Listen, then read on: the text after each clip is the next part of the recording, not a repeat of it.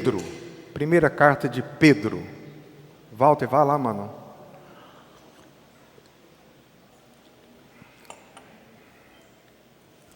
Primeira carta de Pedro, capítulo 2,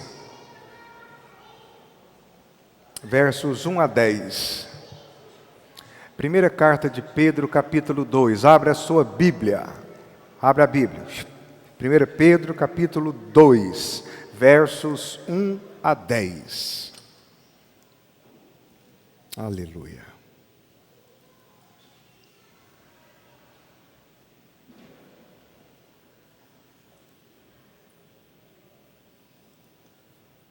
Despojando-vos, portanto, de toda maldade e dolo, de hipocrisias, de invejas e toda sorte de maledicência, desejai ardentemente, como crianças recém-nascidas, o genuíno leite espiritual, para que por ele vos seja dado crescimento para a salvação, se é que já tendes experiência de que o Senhor é bondoso. Chegando-vos para ele, Jesus, a pedra que vive, rejeitada assim pelos homens, mas para com Deus eleita e preciosa. Também vós, irmãos, como pedras que vivem, sois edificados casa espiritual para serdes sacerdócio santo, a fim de oferecerdes sacrifícios espirituais agradáveis a Deus por intermédio de Jesus Cristo. Por isso está escrito na Escritura: eis que põe em Sião uma pedra angular, eleita, preciosa, e quem nela crer não será de modo algum envergonhado. Para vós outros, portanto, os que credes, é a preciosidade, mas para os descrentes, a pedra que os construtores rejeitaram, essa veio a ser a principal pedra angular. E pedra de tropeço, e rocha de ofensa. São estes os que tropeçam na palavra, sendo desobedientes para o que também foram postos. Vós, porém, não. Vós sois raça eleita, sacerdócio real, nação santa, povo de propriedade exclusiva de Deus, com o objetivo de proclamardes as virtudes daquele que vos chamou das trevas para a maravilhosa luz, a sua luz. Vós sim, que antes não erais povo, mas agora sois povo de Deus, que não tinhas alcançado misericórdia, mas agora alcançastes misericórdia. A palavra de Deus é maravilhosa. Vamos orar? Amado Deus, em nome de Jesus, obrigado pela sua palavra. Obrigado porque nós que não éramos, agora somos.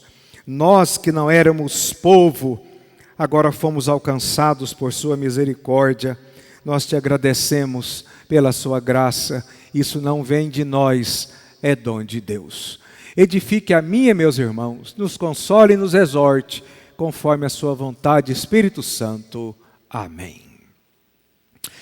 Amados irmãos, estamos terminando a primeira parte do capítulo 2 dessa carta, 1 Pedro, e nós lembramos que ele escreve para a igreja esparramada ou peregrina, não só na época da Ásia Menor, mas hoje é uma carta para aqueles que são chamados exilados em terra estranha, aqueles que nasceram de novo, aqueles que pertencem agora a um novo céu e uma nova terra, aqueles que são estranhos a este mundo. Não é? Por isso, tanto naquela época como hoje, esse povo que é a igreja, eles desfrutam de uma marginalização social e muito uma pressão cultural. Daí Pedro escrever para essa igreja, eles e nós, que se sentiam ninguém, ao mesmo tempo membros do império, mas ao mesmo tempo membros do céu. É para eles o intuito, fortalecê-los, fundamentá-los, não é? Instruí-los a continuar lutando a fé cristã. E a tese principal desse texto é: o fundamento da ética da igreja não é o esforço humano, mas é a identidade conferida por Deus através da sua aliança.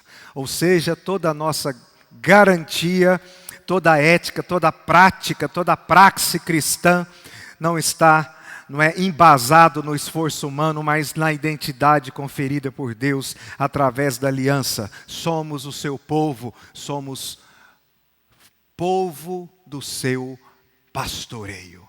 O Dr. Bavinck diz sobre esse texto que nós, a igreja, não somos uma instituição adventícia, jamais. Mas nós somos a igreja de Cristo, fruto de todos os séculos. O corpo de Cristo que abrange todos os eleitos. Essa é a igreja edificada sobre a rocha, certo?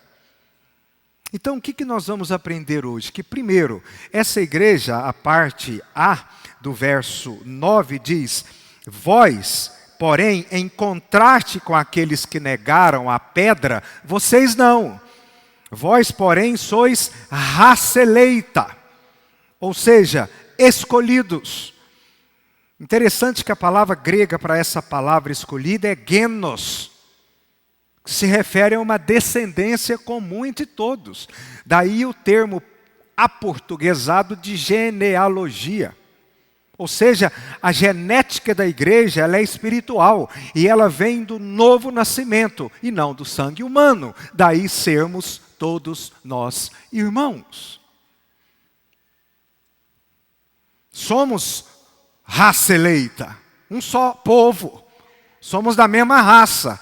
Não obstante, várias denominações, várias línguas, várias nações, a igreja, essa unida misticamente com ele, é um só povo. A eleição é a fonte da segurança da igreja, não o meu orgulho, nem o seu. Ser raça eleita é um decreto soberano, e é esse decreto, é essa aliança que nos sustenta. Nós somos uma raça eleita, escolhida. Gente de todas as tribos, línguas, povos e nações, formando uma raça eleita. Somos galhos bravos, bebendo da seiva de uma oliveira nobre, que é o Senhor Jesus Cristo, enxertados ali. Mas ele diz que nós não somos apenas raça eleita, nós somos um sacerdócio real. O que será que significa isso? Você que não veio domingo passado, perdeu a primeira parte dessa explicação e eu não posso voltar. Nós não temos tempo.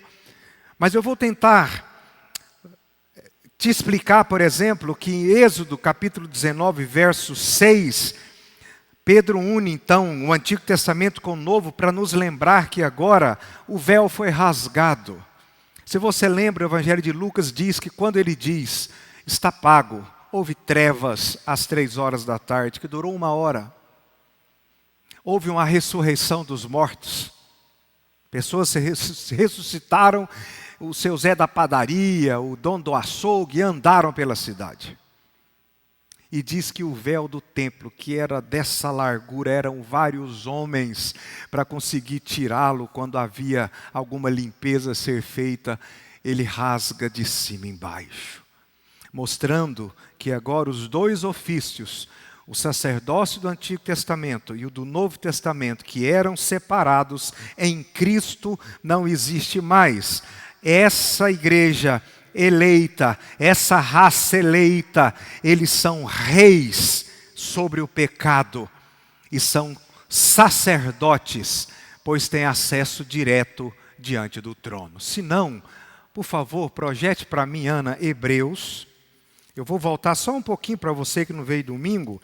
Se não lembre de Hebreus, falando desses dois sacerdócios, do Antigo e da Nova Aliança, ele nos lembra lá em Hebreus capítulo 4,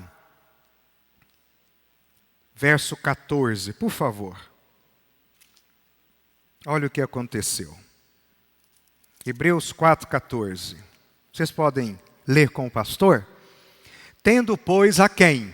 A Jesus, o Filho de Deus, como o grande sumo sacerdote, muito maior do que Moisés e toda a linhagem do Antigo Testamento. Ele é o grande sumo sacerdote. Continue. Que penetrou os céus, a ascensão. Ele foi assunto aos céus. Conservemos firmes a nossa confissão. Essa é uma doutrina esquecida. Eu ainda vou ensinar o credo aqui, se Deus me dá vida. O credo diz: desceu ao Hades, ou a mansão dos mortos, ressuscitou ao terceiro dia, e foi o quê? Assunto aos céus. Essa doutrina é importantíssima, porque quando ele é assunto aos céus, o sacerdócio humano divino dele continua. Nós temos um homem no céu, de carne, que come pão e come peixe, que fala para os discípulos a caminho de Emaús: o que está acontecendo? Ah, ele morreu. Pois bem. Um cara que era pregador começa a expor o Antigo Testamento, e esses discípulos a caminho de Emaús, ao vê-lo expor a lei, os profetas e os salmos, e apontando para eles a cristologia desses textos, ficam impressionados e o coração se inflama. E ele diz: eu vou embora. Eles: não vai não, já é tarde.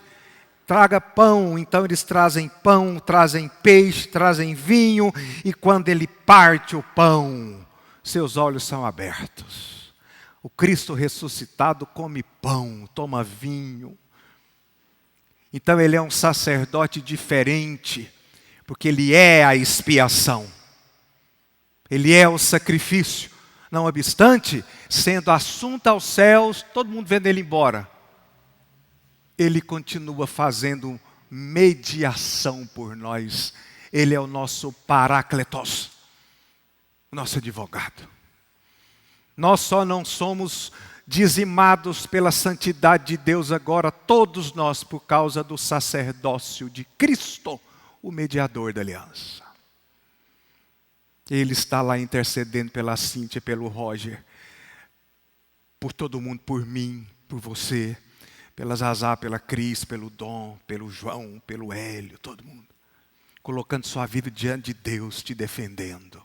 Que coisa maravilhosa. Diante desse sacerdote, Paulo pode só dizer: quem nos separará do amor de Deus que está em Cristo Jesus, o nosso Senhor. O juiz é o mesmo que te defende. Entendeu?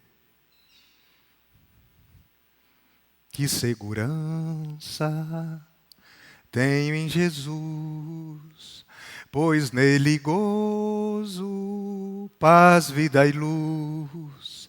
Com Cristo herdeiro, Deus me aceitou, mediante o Filho que me salvou. É Ele. Glórias a Ele eternamente. Então agora, o sacerdócio de Jesus veio sobre nós, e a igreja agora, com esses dois ofícios inseparáveis em Cristo, somos reis sobre o pecado. Por quê? Porque ele não reina mais sobre nós. Eu posso olhar para o pecado e dizer não, porque Jesus resolveu o problema da minha culpa, mas também o problema da minha escravidão. Antes eu não podia dizer não ao pecado, eu era escravo dele. Agora eu olho para ele e digo: não, eu quero, mas não vou, porque eu não sou mais escravo do pecado. Nesse sentido, a igreja reina sobre o pecado. Em Cristo, ela é sacerdote e tem acesso direto ao trono. Hebreus continua dizendo: tendo ele como grande sumo sacerdote, ele diz que penetrou os céus. Ele está lá, intercedendo. O que você faz agora? Hebreus, a partir do capítulo 5, ele diz: aproximai-vos, vá lá, ao trono da graça, não tem mais véu, vai lá. E coloca diante de Deus a sua dor, a sua petição. É você e Deus. E Ele te dará graça e misericórdia para a ocasião oportuna. Eu posso ir lá, voltar de lá, não tem mais véu, não tem mais altar. Aqui não é altar. Aqui é só um lugar estratégico. Ele é mais alto um cadinho, porque se ele fosse da mesma altura, fica ruim para você ver o cara que está aqui. Ó, o lado de trás não enxerga aqui. É só isso, tem altar, mas não. Não tem lugar santo, não tem altar. Isso aqui não é a mesa da propiciação, isso aqui é uma mesa que você pôr flor. Isso aqui é um lugarzinho que você pôr laptop, não é altar. Então não tem jeito de você trazer nada no altar. Não tem altar mais. Não tem sacerdote mais. Tem um irmão de vocês que expõe a palavra, que chama Alex, pó do pó, que usa um paletó para ficar menos feio. Mas não tem mais toga de sacerdote. Acabou. Confissão de fé de Westminster diz o seguinte: Cristo é o único mediador e nós participamos dessa dignidade pela sua união mística. A igreja é una com Jesus. Tá bom? Capítulo 8. Chega em casa, você pode ler. O que mais? Raça santa, raça escolhida, sacerdócio real. E aonde fica o ministério pastoral, então? O ministério pastoral está nos dons da igreja. E outra, o sacerdócio não é na igreja. Nós somos servos do sacerdote. Um povo equipado.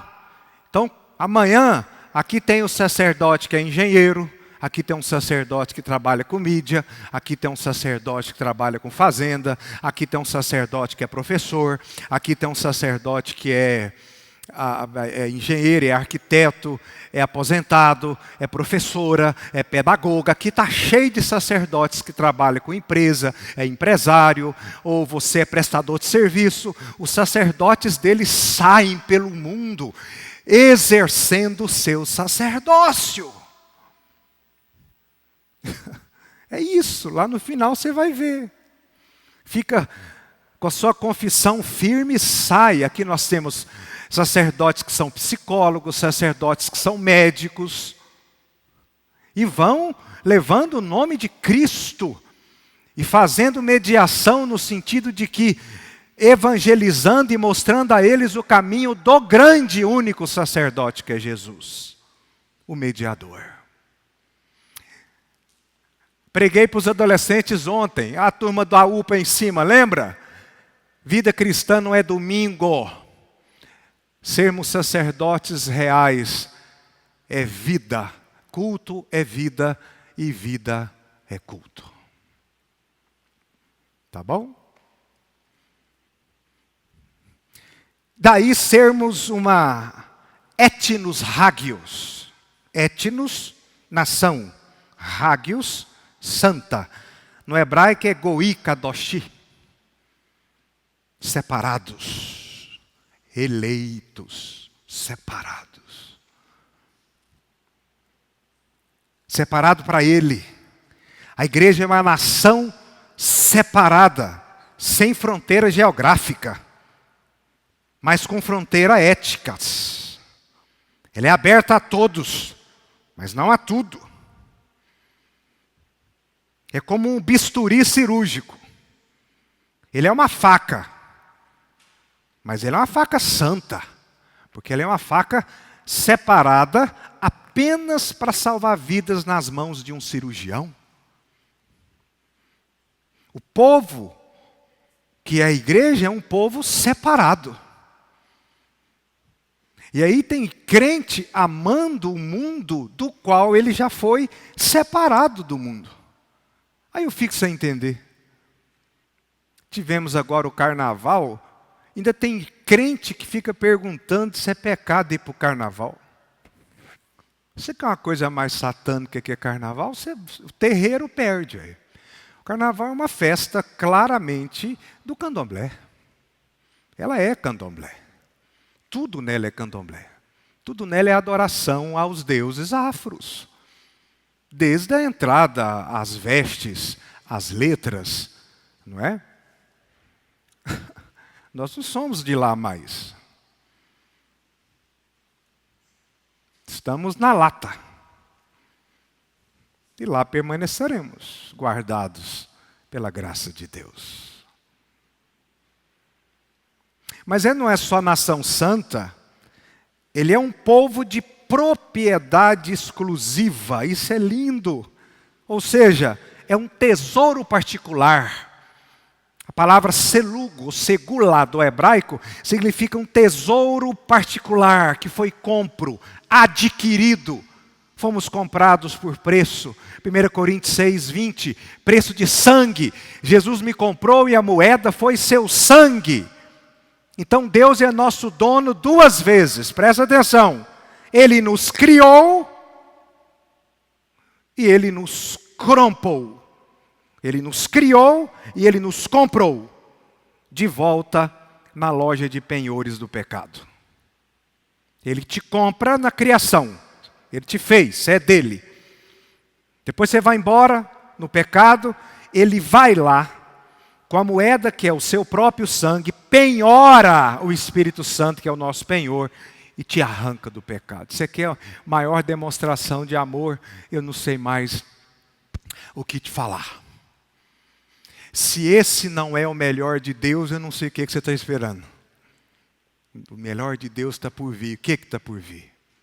Depois me chama no particular ali que eu vou ler para você Eclesiastes 12 e vou te mostrar o que está por vir. O melhor de Deus já veio. Aqui, ele já veio e já foi. Meu filho amado, nele eu tenho grande prazer.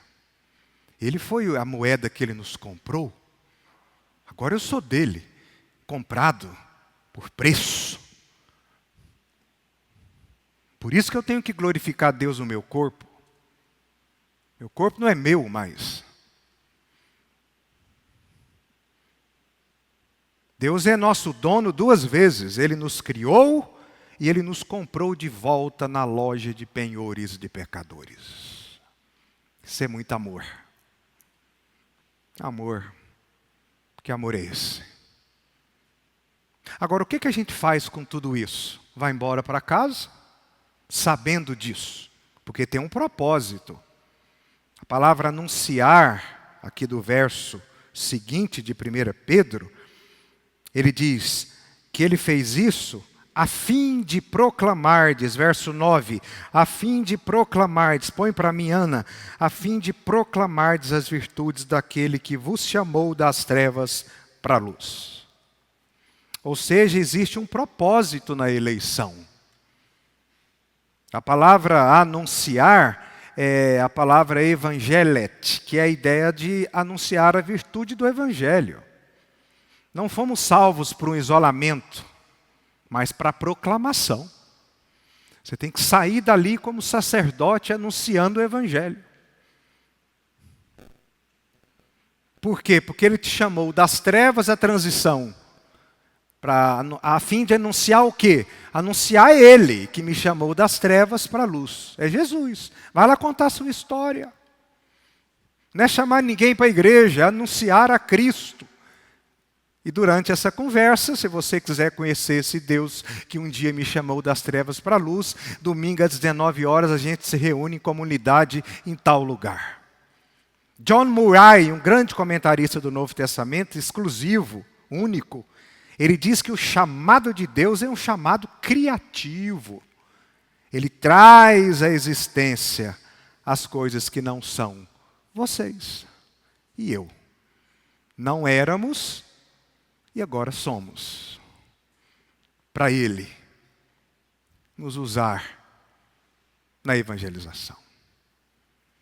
Para isso a gente tem que ter uma vida que reflita a luz do Evangelho. Tem crente de igreja que é melhor que ninguém saiba. Você nem fala que é daqui. Combinado? Entendeu o recado? Fala que é daqui não. Fala que é espírita, lá do centro. Porque se você falar que é daqui, você vai pôr brasa na sua cabeça. Se você falar que é dele, você tem que exalar o bom perfume dele.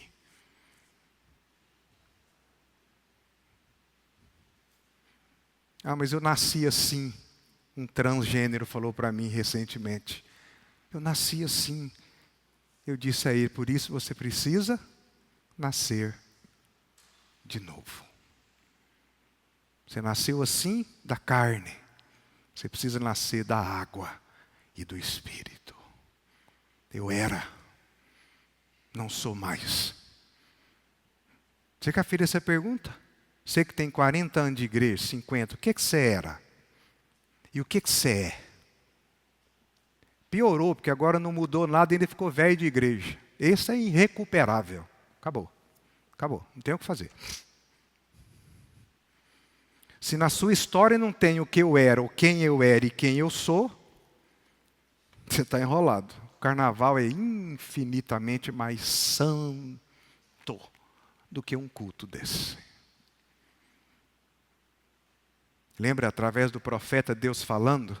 Eu queria que alguém fechasse a porta daquele templo, porque eles tinham coragem de entrar dentro do templo e oferecer sacrifícios a Baal e a outros, dentro do templo. Mas não saía do templo. Ser nação santa é ser um povo que emana o Evangelho auditivamente, visualmente, e ele exala um cheiro de nova vida, de pureza. A igreja é o outdoor de Deus na sociedade. Agora vem a grande aversão ou inversão. O profeta Osés dizia, Loá-me, vocês não são meu povo. Em Cristo nos tornamos Ame, meu povo. A misericórdia de Deus reescreve nossa certidão de nascimento. Onde havia rejeição e morte, hoje a vida eterna e adoção. Para quê? Para anunciarmos as virtudes daquele que me chamou das trevas para a sua maravilhosa luz.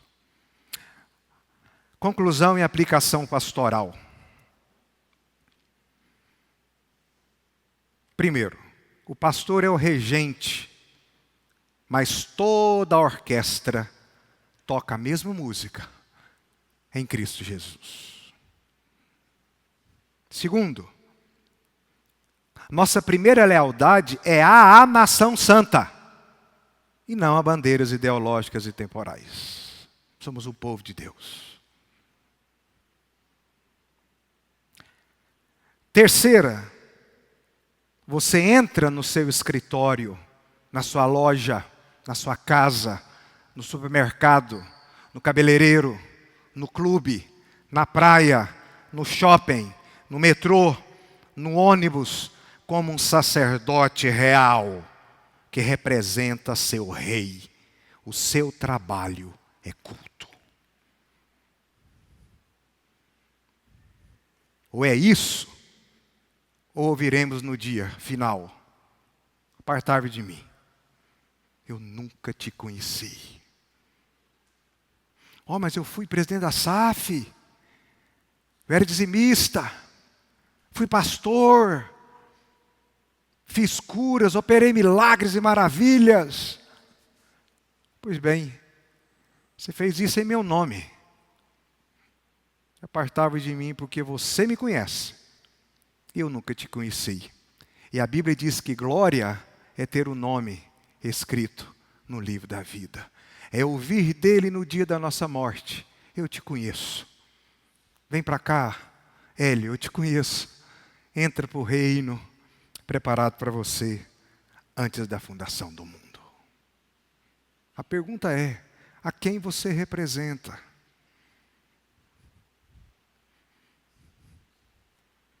A quem você serve? E a mesma coisa eu.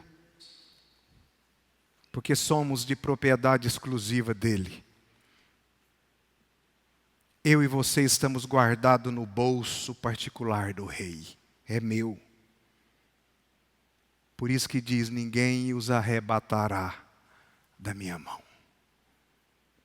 Nada o atingirá fora da vontade de Deus. Ninguém põe a mão em você.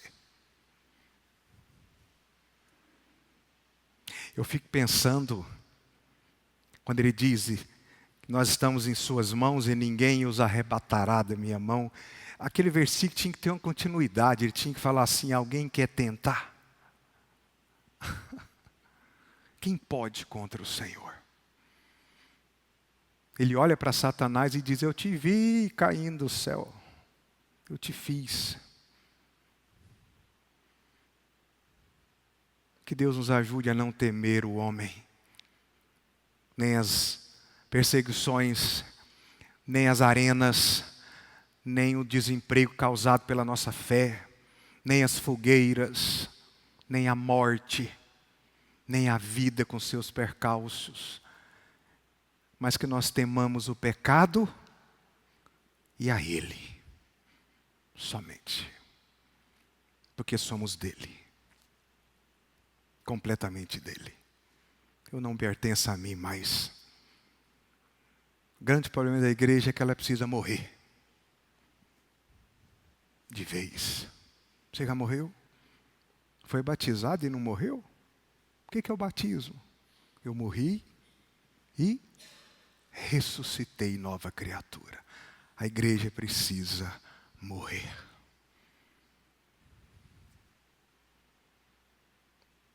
Vamos ficar de pé e receber a bênção. Depois a gente continua. Feche os olhos. Deus, obrigado, porque como propriedade exclusiva do Senhor, estamos guardados no seu coração. Perdoe as nossas dívidas, nossa miséria, santifica a nossa vida. Nos faça lutar contra o pecado e esganá-lo até a morte, para que o Espírito seja vivificado e produzamos, que a gente produza o amor, a alegria, a esperança, a bondade, a longanimidade, o amor, a pureza, a santidade. Afasta de nós a hipocrisia, o ódio, a maldade.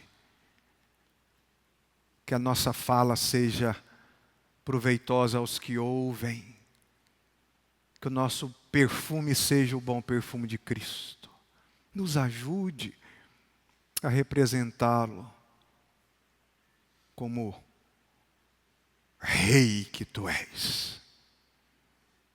Súditos desse reino, mas filhos desse reino.